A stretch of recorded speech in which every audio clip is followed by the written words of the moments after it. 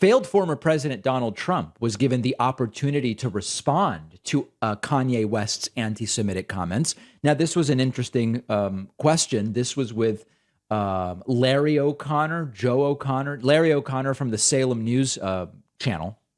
And Kanye has praised Trump before. And when you praise Trump, Trump will rarely criticize you, no matter what you do, no matter what you say, even though Donald Trump has a Jewish daughter by conversion and a Jewish son-in-law and Jewish grandkids and all this stuff.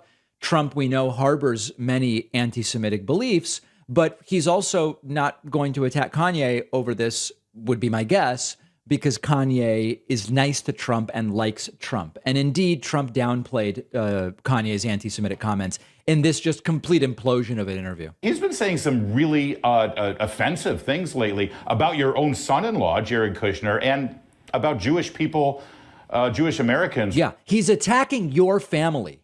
Writ large. Could you react to that? Because is this the guy that you knew?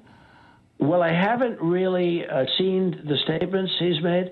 Give me a break, dude. I did watch the Tucker Carlson interview, and he was really nice to me.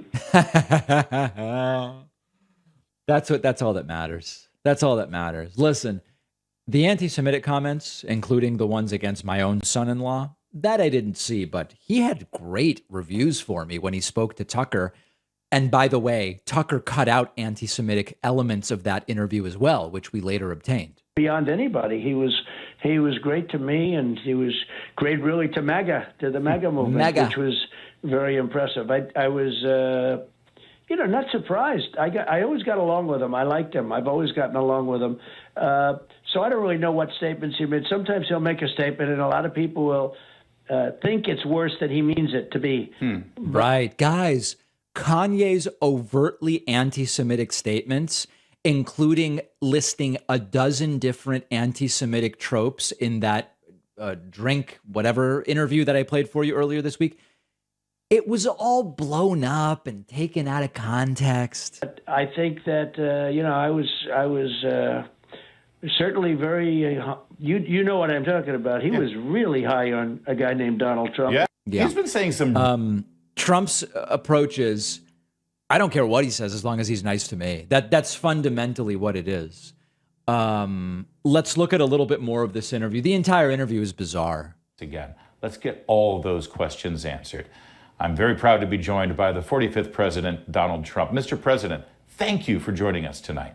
Well, thank you very much, Larry. It's an honor. I know that you're focusing on the 2022 primaries. You're doing your rallies, and I know that there's a lot of candidates that you single-handedly endorse. The latest polling shows a red wave coming. How much credit do you think you deserve for what's about to happen? That's a really good question to open it up with. How much should we be praising you for any Republican win in November, sir? Well, I think we deserve a lot of credit for having done a really good job over 4 years so that we had no inflation. We had the greatest economy in the history of our country. We had the strongest border ever. We defeated ISIS. We would have never had the catastrophe that's going on in Ukraine. That was not something that would ever have happened, 100%. We were energy independent. We were going to be energy dominant in a very short period of time. Right. We would have been supplying the world with energy. We would have made a fortune. We would have brought down the taxes and many other things. We rebuilt the military. A lot of things that we did. Was that 12 lies in 90 seconds? Is that actually what I just heard? So as you can imagine, not exactly significant journalistic rigor during this very strange interview. But listen, if you're nice to Trump, you can get away with saying anything, even overtly anti-Semitic comments about Trump's own son-in-law. Must be nice to just have that simple moral guidepost. If they say nice things about me, I'll say nice things about them. We'll take a quick break and be back after this. When you're looking for a good documentary to watch, you scroll through Netflix and Hulu for a while. There aren't that many. You realize you've seen the good ones. What if I told you there's a streaming platform exclusively for documentaries with the best selection where you won't run out of top quality documentaries? That is Curiosity Stream, with a massive catalog of the newest and best documentaries, classic titles from years ago, exclusive content you can't find anywhere else. I just watched Pompeii, Disaster Street.